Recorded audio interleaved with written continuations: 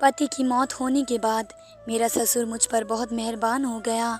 जब भी बाहर जाती तो मेरे लिए कोई ना कोई चीज़ ज़रूर लेकर आते और मेरी सास से छुप कर मुझे देते थे। वे हर वक्त मेरे आगे पीछे घूमते रहते, जैसे वे मेरे नौकर हों। मुझे बड़ा अजीब लगता था, क्योंकि वे पहले तो ऐसे नहीं थे, पर अपने काम से काम रखते थे। एक रोज़ सास को हम दोनों पर शक हो गया। सास ने मुझ पर इल्ज़ाम लगा दिया कि मेरा ससुर के साथ अफेयर चल रहा है, और फिर इसी रात सास मुझे घसीट कर ससुर के कमरे में ले गई, और जो कुछ उसने मेरे साथ किया, मेरे जिस्म से जान निकल गई। क्योंकि मेरा नाम पायल है, मेरी उम्र 27 साल है। मैं अपने घर वालों की बहुत लाडली थी। हम 2 बहनें और एक भाई थे। भाई बड़ा था और इससे छोटी मैं थी। भाई के लिए बहुत से रिश्ते आ रहे थे, मगर हर किसी की कोई ना कोई शर्त होती, जिसे मानने से बाबा इनकार कर देते। एक बार भाई के लिए एक अच्छे घराने से रिश्ता आया तो औरत कहने लगी कि हमारे ख़ानदान में आटा साटा होता है, मैं अगर आपको बेटी दूंगी तो आपको भी मुझे अपनी बेटी देनी होगी। मेरी माँ ने तो अपना कलेजा ही पीट लिया। ये कैसी शर्त है, हम नहीं मानने वाले। मैं भी अभी शादी नहीं करना चाहती थी, क्योंकि मैं किसी लड़के से प्यार करती थी। इसने कहा कि तुम अपने घर में बात करो, बाकी सब कुछ मैं संभाल लूँगा। लेकिन मेरे बाबा बहुत सख्त थे, मुझे बहुत डर लगता था। इस लड़के ने कहा कि अगर तुमने अभी बात नहीं की तो मैं तुमसे शादी नहीं करूँगा, क्योंकि मुझे किसी डरपोक लड़की से शादी नहीं करनी। इसका नाम रोहन था। मैंने रोहन के बारे में माँ से बात की तो वे मुझे खूब मारने लगी और कहा, अगर तेरे हलक से ये बात निकली तो मैं तेरे बाप को ये सब कुछ बता दूँगी, और वह तो तुझे जान से ही मार डालेंगे। मेरा फ़ोन भी तोड़ दिया। अब मेरे पास रोहन से बात करने का कोई तरीका ना था। माँ ने उस औरत की शर्त मानकर मेरी और भाई की शादी करा दी। भाई के लिए उस घर से लड़की लाई गई, जबकि मुझे वहाँ भेज दिया गया। इस घर में मेरी सास, ससुर और एक मेरा पति और 2 इसके बहन भाई थे। बहन तो मेरी भाभी बनकर मेरे घर चली गई, जबकि भाई दुबई रहता था। मैं शादी नहीं करना चाहती थी, लेकिन मजबूर हो गई थी। मुझे विदा कर दिया गया। पति अच्छा था, उसने मेरे साथ अच्छा रवैया रखा।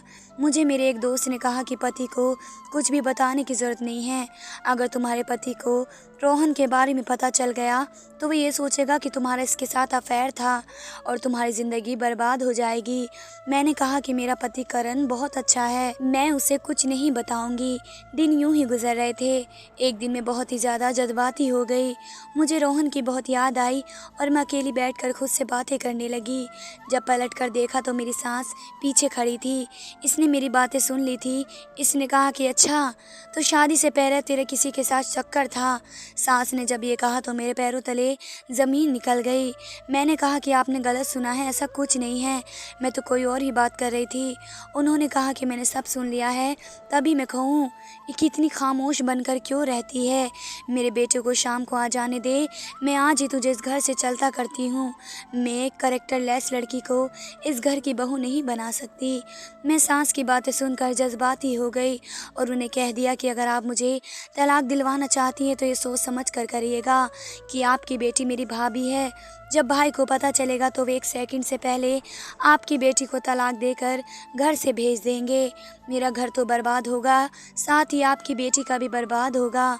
सास ये सुनकर हैरान हो गई और मेरे मुंह पर एक थप्पड़ मारा और कहने लगी, मेरी बेटी का घर अगर तेरी वजह से ख़राब हुआ तो मैं तेरे इतने टुकड़े करूँगी कि तू किसी को मुँह दिखाने के काबिल नहीं रहेगी। सास की बात सुनकर मैं डर गई। मैंने हाथ जोड़कर उनसे कहा कि मुझे माफ़ कर दें, आप जैसा कहेंगे मैं वैसा करूँगी। तब वे इतरा कर कहने लगी, तुम्हें मेरी हर बात माननी होगी, नहीं तो मैं तेरी ये दास्तान अपने बेटे को बता दूंगी। वैसे तो बेटा मेरा बहुत अच्छा इंसान है, इसकी ज़िंदगी में पहले कोई लड़की नहीं थी। अगर इसे पता चला कि तुम्हारी ज़िंदगी में कोई लड़का था तो बहुत बुरा करेगा, क्योंकि झूठ और धोखा उसे बर्दाश्त नहीं होता। मैं बहुत डर गई थी। मैंने सास से कहा कि ऊपर वाले के लिए इस बात को यहीं ख़त्म कर दें। वह कहने लगी, ठीक है, जब तुम मेरी बात मानती रहोगी ये बात करण को पता नहीं चलेगी। मैं अंदर अंदर डर रही थी कि ना जाने क्या होगा। मैंने कहा कि कौन सी बात, तो इसने कहा कि मैं तुम्हें आराम से बताऊंगी। मैं बहुत ज़्यादा परेशान हो गई और वही हुआ जिसका डर था। मेरा तीत मेरे आँच के ऊपर तलवार बनकर लटक रहा था। अगर मेरी सास सब कुछ मेरे पति को बता देती तो मेरी ज़िंदगी बर्बाद हो जाती। ये तो ऐसा ही हो जाता कि मुझे बग़ैर किसी गुनाह के सज़ा मिल जाती, क्योंकि मैंने तो कोई गुनाह नहीं किया था, सिर्फ़ बात की थी। और मेरी उम्र कितनी थी, इस उम्र में तो ये सब कुछ हो ही जाता है। कहीं न कहीं इंसान का पाँव फिसल जाता है। और हमारे घर के हालात ऐसे ही थे। माँ बाबा हमेशा लड़ते रहते थे, इसलिए मैंने रोहन से दिल लगा लिया। भाई तो बड़े हो चुके थे, काम काज करते थे, इसलिए ये बात उसको महसूस नहीं होती। मेरे घर में तो दिल नहीं लगता था और दिल करता कि घर से कहीं भाग जाऊं। मुझे नहीं पता था कि मेरी एक छोटी सी गलती मेरी ज़िंदगी बर्बाद कर देगी। अगर मैं पति की नज़रों में गिर गई तो फिर ज़िंदगी वैसे भी ख़त्म हो जाएगी, फिर चाहे वे अपने साथ रखे या ना रखे। अगले दिन सास किसी से फ़ोन पर बात कर रही थी। महसूस हुआ जैसे सामने वाला बिल्कुल बेहिचक लग रहा था। इसके बाद सास ने मुझसे कहा कि मुझे तुमसे एक काम है। मुझे लगा कि वो मुझसे घर के सारे काम करवाने के बाद मुझे बख्श देंगी। उन्होंने कहा मेरा भाई अपने कुछ दोस्तों के साथ घर आ रहा है, इस बात का मेरे बेटे को पता नहीं चलना चाहिए। बाज़ार से सारा सामान लाओ और अच्छा सा खाना बनाओ। मैंने इतनी मुश्किल से 7 लोगों का खाना बनाया और इतने सारे पकवान बनाए कि मैं बुरी तरह थक गई। शाम को जब पति आया तो मुझे हल्का बुखार था, क्योंकि थकावट से हुआ था। उसने कहा कि क्या हो गया है तुम्हें, सुबह तो तुम अच्छी खासी थी। मैंने कहा कि बस घर के काम कर रही थी, क्योंकि मुझे बहुत सारे सबूत भी मिटाने थे। मैंने हर तरफ ध्यान देना था, बर्तन धोने थे, बैठक का हुलिया ठीक करना था, क्योंकि उन्होंने सब कुछ गंदा कर दिया था, इसलिए मैं बहुत ज़्यादा थक गई थी। पति ने कहा कि काम ना किया करो, तुम्हारे पास तो मेरे लिए भी वक्त नहीं बचता। मैं सुकून से सो गई, लेकिन सुकून मेरी ज़िंदगी में नहीं था। ये तो सिर्फ पति के सामने मैं सो गई थी। दरअसल मुझे नींद नहीं आ रही थी। इसके बाद मेरी सास ने अगले दिन फिर मुझसे कहा कि आज मेरे भाई की दावत है, और दिन इसी तरह गुजर गया। इसी तरह वे मुझसे अपने काम करवाती रहती और मैं किसी बात से इनकार नहीं कर पाती थी, क्योंकि उसके पास मेरा राज था। वे मुझसे पहले तो छोटे छोटे काम करवा रही थी, फिर इसने मुझे एक दिन अजीब काम बता दिया। इसने कहा कि तुम करण से पैसे मांगो, कहना कि तुम्हें ज़रूरत है और वे पैसे मुझे दे देना। मैंने कहा कि जब से शादी हुई है मैंने उनसे एक भी रुपये नहीं मांगा, तो अब कैसे मांगूं? मैं क्या बहाना करूंगी? और बाद में वे पूछेंगे कि तुमने उन पैसों का क्या ख़रीदा, तो मैं क्या जवाब दूंगी? सास ने कहा कि मेरा मसला नहीं है, अगर तुम नहीं मांग सकती तो इसकी जेब से निकाल लो। बीवियाँ तो वैसे भी पति की जेब से पैसे निकाल लेती हैं। मुझे तो बहुत ही ज़्यादा बेचैनी हो रही थी, क्योंकि एक झूठ बोलने के लिए 1000 झूठ बोलने पड़ते हैं। मैंने सोचा कि मैं चुपके से उनकी जेब से पैसे निकाल लूँगी और ये कह दूँगी कि मुझे नहीं पता, आप कहीं गिरा आए होंगे। करण बाथरूम में नहा रहे थे, उनकी कमीज़ बाहर पड़ी हुई थी, जिसके अंदर उनका पर्स था। मैंने उसमें से 5000 निकाल लिए। वैसे तो उनका पता नहीं चलता, लेकिन इतनी बड़ी रकम का पता चल ही जाता। लेकिन जब मैं पलटी तो मेरे पति ने मुझे देख लिया। इसने कहा कि क्या कर रही हो तुम? मैं पूरी तरह घबरा गई। मैंने कहा कि मुझे कुछ पैसों की ज़रूरत थी। इसने कहा कि पैसों की ज़रूरत थे तो मुझसे मांग लेती, यूँ चोरी से निकालने की क्या ज़रूरत थी? अच्छा कितने पैसे लिए हैं? मैंने कहा कि 5000 लिए हैं, मैंने कुछ शॉपिंग करनी है। मेरे पति ने कहा ठीक है, अगर तुम मुझसे मांग लेती तो मुझे अच्छा लगता। मैं अपने पति के सामने बहुत शर्मिंदा हुई थी। दिल करता था कि ज़मीन फट जाए और मैं इसके अंदर चली जाऊं। वे क्या सोचता होगा मेरे बारे में कि मुझसे पैसे मांग क्यों नहीं सकती थी। मैंने पैसे लाकर सास को दे दिए और सास ने मुझसे इस तरह कि ना जाने कितने काम करवाए, कभी अपने घर के तो कभी भाई के घर भेज देती। सास का भाई बहुत अजीब इंसान था। घर के काम करने में मुझे मसला नहीं था, लेकिन जब ये कहती कि मेरे भाई के घर जाओ और वे जो कहे वे करो, उससे मेरी जान जाती थी। फिर एक रोज़ सास ने मुझसे भारी रकम मांग ली कि करण से अपने नाम पढ़ लो, लेकिन इस बार जब मैंने दोबारा उनसे पैसे मांगे तो लड़ाई हो गई। उसने कहा कि अपने घर वालों के लिए मुझसे पैसे मत मांगा करो, मैं बड़ी मेहनत से कमाता हूँ। तुमने अगर खुद कुछ लेना है तो ठीक है, वरना मेरे पास फालतू के पैसे नहीं हैं। पति की बात अपनी जगह बिल्कुल ठीक थी, पर मैं क्या कर सकती थी। मैंने सास से साफ साफ कह दिया कि मुझे कोई ज़रूरत नहीं है तुम्हारी बात मानने की, तुम्हें मेरे पति को जो बताना है बता दो। मैं अपने पति से पैसे लेकर और झूठ बोलकर थक चुकी हूँ। सास बहुत मक्कार किस्म की औरत थी, इसे मुझ पर तरस नहीं आ रहा था।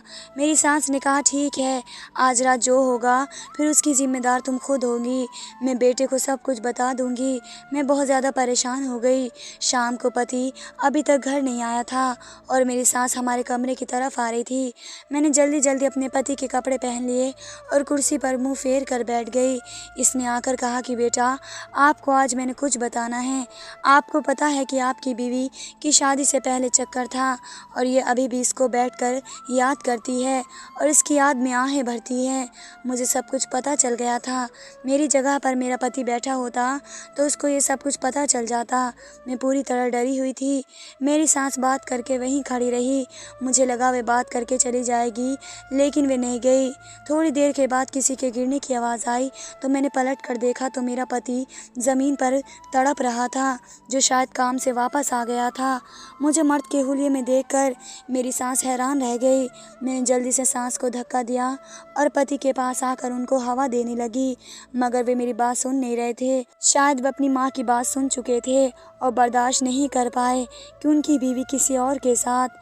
सास वहीं पर खड़ी रही। इसने आगे बढ़कर बेटे को नहीं देखा कि वे जिंदा है या मर गया। मैंने जल्दी से एम्बुलेंस को फ़ोन किया और साथ ही अपने भाई को कॉल की। कुछ देर बाद मैं अपने पति को लेकर हॉस्पिटल आ चुकी थी। मेरे पति को हार्ट अटैक हुआ था और इस वक्त सीरियस हालत में थे। मैं ऊपर वाले से रो रो कर दुआएं मांग रही थी कि मेरे पति को कुछ ना हो, वरना मैं कहाँ जाऊंगी। मेरे मालिक मुझ पर रहम कर। मगर शायद मेरी दुआ कबूल नहीं हुई और करण मुझे छोड़ कर चले गए। पति की मौत की 1 महीना गुजर चुका था। मेरे ससुर, जो हर वक्त अपने काम में मसरूफ़ रहते थे, अब हर वक्त वे मेरी देखभाल में लगे रहते। मुझे रोता देख कर मुझे तसल्ली देते। दिन में 2 बार बाज़ार से मेरे लिए कुछ खाने को ले आते और सांस से छुपकर मुझे देते। मेरा दुख बहुत बड़ा था। मेरा दुख कम करने की कोशिश करते। फिर एक दिन ससुर मेरे लिए फ्रूट लेकर आए तो सास ने उन्हें देख लिया कि वे चोरी छुपकर मुझे तन्हाई में फ्रूट दे रहे थे।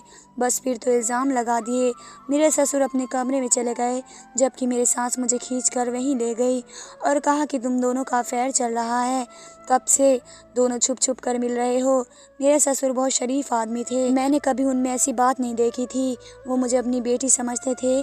मेरी आंखों में आंसू आ गए और ससुर की आंखें भी नम हो गई और कुछ जवाब दिए बगैर ही उठकर घर से बाहर चले गए और फिर कभी लौट कर नहीं आए।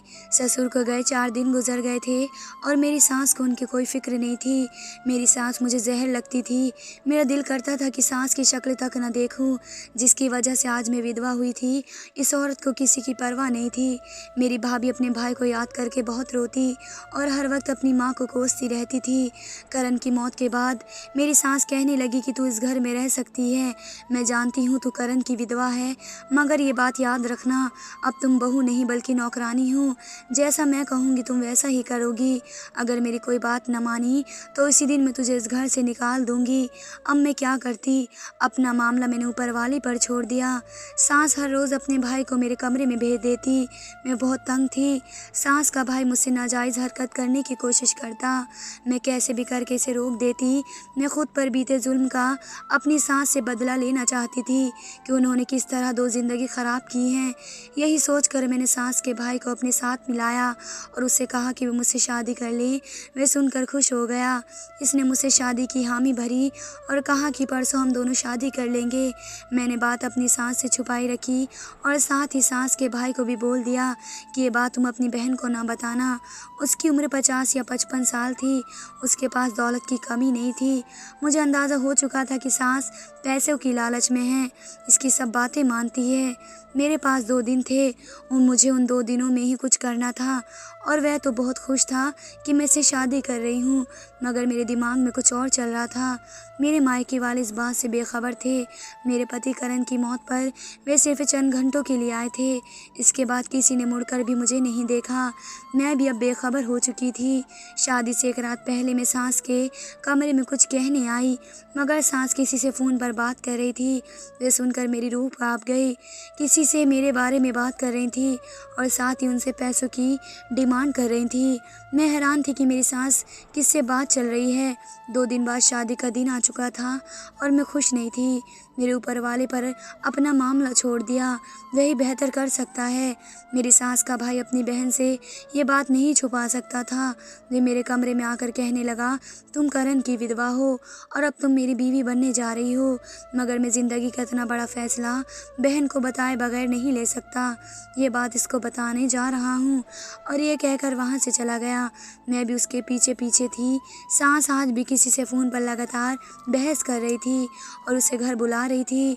अपने भाई को देखकर उसने फ़ोन साइड पर रख दिया। फिर जैसे ही उसने अपनी बहन से शादी वाली बात की तो मेरी सास बुरी तरह घबरा गई। वे बस इतना ही बोल पाई कि ऐसा नहीं हो सकता, तुम ये शादी नहीं कर सकते। फ़ोन पर जो कोई भी था लगातार हेलो हेलो कर रहा था और साथ ही सास को बुरा भला बोल रहा था। वह अपनी बहन को मना रहा था। इतनी देर में किसी ने दरवाज़ा पीटना शुरू कर दिया। मैं दरवाज़ा खोलने के लिए जब आई तो सामने खड़े शख्स को देखकर मेरी जान निकल गई। अतीत मेरे सामने आ खड़ा हुआ था। सामने खड़ा शख्स कोई और नहीं बल्कि रोहन था। मगर ये यहाँ कैसे? इसकी मेरी सास से कैसे बात हुई थी? किसी ने सच कहा है कि अतीत कहीं ना कहीं आपके सामने दीवार की तरह खड़ा हो जाता है और आज मेरे साथ भी यही हुआ था। तब तक मेरी सास का भाई और मेरी सास भी वहाँ आ चुके थे। सास तो रोहन को देखकर डर गई और मुझे कुछ समझ नहीं आ रहा था। मैंने रोहन से कहा कि ये सब क्या है, आप यहाँ कैसे? मेरा 1 साल पहले ही आपसे रिश्ता ख़त्म हो चुका था। इसने कहा कि मैं तुमसे प्यार करता था और करता हूँ। तुम्हारे छोड़ने के बारे में मैं तुम्हारी राह देखता रहा हूँ। मुझे समझ आ चुका था जब मुझे पता चला कि तुम किसी की बीवी बन गई हो, तब मैंने सारी उम्र शादी ना करने का फ़ैसला कर लिया। और एक दिन मुझे तुम्हारी सास का फ़ोन आया और उसने मुझे तुम्हारे नाम से ब्लैकमेल करना शुरू किया और मुझसे पैसे बटोरती रही कि मेरी वजह से तुम्हारा घर ख़राब ना हो। दिन पे दिन इतनी डिमांड बढ़ती जा रही थी, मगर ये औरत मक्कार है। इसने अपने बेटे को भी फ़िक्र नहीं की। मैं हैरान था कि कैसी माँ है जो अपने घर में आग लगा रही है। मैंने तुम्हारी सास के बारे में पता करवाया तो पता चला है तुम्हारे ससुर की दूसरी बीवी है, मतलब कि ये तुम्हारे पति की सौतेली माँ है। इसमें से तुम्हारी सास का एक ही बेटा था जो कि बाहर के मुल्क रहता है और उसने भी अपनी माँ की हरकतों की वजह से पलट कर इन्हें कभी नहीं देखा। जो औरत इतनी अंधी हो चुकी है जिसे रिश्तों का एहसास न रहे, इसके लिए क्या सगा और क्या सौतेला। मेरी सास कैसे हर एक को ब्लैकमेल करती थी। रोहन ने आगे बढ़कर मुझे उठाया। उसकी आंखों में आंसू थे। वह उन सब का खुद को कसूरवार समझता था कि अगर वह पहले ही करण से मिलकर बात क्लियर कर लेता तो शायद आज वह हम सब के बीच होता। मेरी शादी को लेकर मेरी सास और उसके भाई में झगड़ा शुरू हो चुका था। फिर अचानक मेरी सास ने गुस्से में डंडे से अपने भाई पर वार कर दिया, जिसके नतीजे में उसका सर फट गया और वहीं पर दम तोड़ गया। रोहन ने उसी वक्त पुलिस को बुलवा लिया और मेरी सास की शायद अब पागल हो चुकी थी, इसे पुलिस पकड़ कर ले गई। मेरे सोचने समझने की ताकत ख़त्म हो चुकी थी क्योंकि मेरी सास को उम्र भर के लिए सज़ा हो चुकी थी और मेरे ससुर को कोई अता पता नहीं था। कुछ दिनों बाद मैंने रोहन से शादी कर ली। ये गलत था मगर मैं क्या करती, कुछ चीज़ें इंसान के बस में नहीं होती। शायद ये मेरे बस में नहीं था। रोहन को इसकी मोहब्बत सही तरीके से मिल चुकी थी, मुझे भी मोहब्बत मिली, मगर बदले में किस्मत ने मुझसे बहुत कुछ छीन लिया। शादी के बाद मैंने रोहन के साथ मिलकर अपने ससुर को ढूंढने की कोशिश की और वे हमें मिल गए थे। वे दूसरे शहर में अपने भाई के घर में रह रहे थे। मुझे बस यही डर था कि कहीं उन्होंने अपनी जान न ले ली हो, क्योंकि वे मुझे बेटी की तरह समझते थे और मैंने कभी उनकी आंख में अपने लिए मैल नहीं देखा। वह भी अपनी दूसरी बीवी से बहुत तंग आ चुके थे। वे सादे से इंसान थे, इसलिए चुप करके साइड पर हो गए, मगर मुझे उनसे भी गिला था। एक तरफ तो वे मुझे बेटी का रुतबा देते, मुझे बेटी समझते, पर मुश्किल वक्त में मुझे अकेला छोड़ कर गए थे। खैर जो भी हुआ इसी में कोई बेहतरी होगी। मैं अपने ससुर को मिलकर रोहन के साथ वापस आ गई। उन्हें भी अपनी बीवी का जेल जाने का कोई दुख नहीं हुआ। फिर मैंने और रोहन ने अपनी नई ज़िंदगी की शुरुआत की थी। धन्यवाद दोस्तों।